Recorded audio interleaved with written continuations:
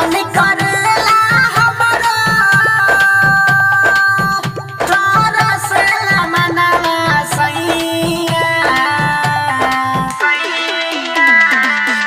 दर्शन करेला हमरो तरसेला मनवा सैया दर्शन करेला हमरो तरसेला मनवा सैया बहुते हो दूर बा मोर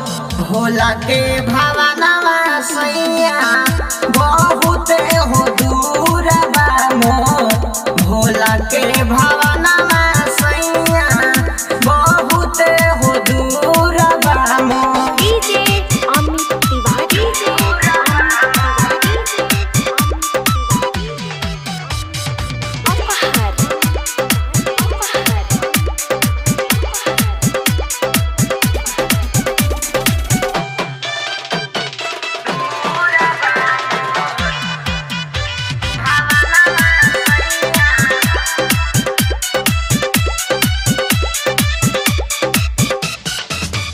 घरवा से चलल बानी आस लगा के बहुत कठिन रहिया ई हमके बाटे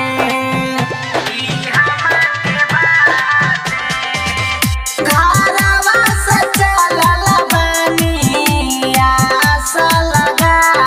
के बहुत कठिन रहिया ई हमके बाटे भगती में झूमे पूरा दुनिया जहनवा सैया भगती में झूमे पूरा दुनिया जहनवा सैया बहुते हो दूर बा मोर भोला के भवनवा सैया बहुते हो दूर बा मोर भोला के भवनवा सैया बहुते हो दूर बा मोर डीजे अमित तिवारी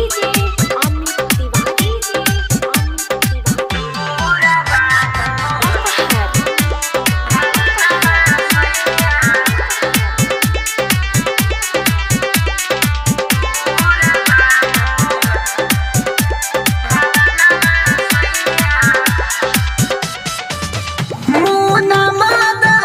शिव बनी जा सहारा पौआ मेरो रागर दर्द हो तबारा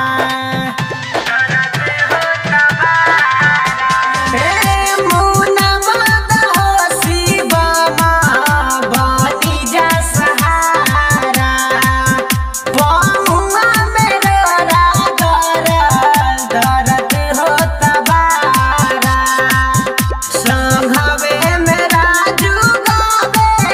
बाबा के भजनवा सैया संघवे मेरा जुगावे बाबा के भजनवा सैया बहुते हो दूर बा मोर भोला के भवन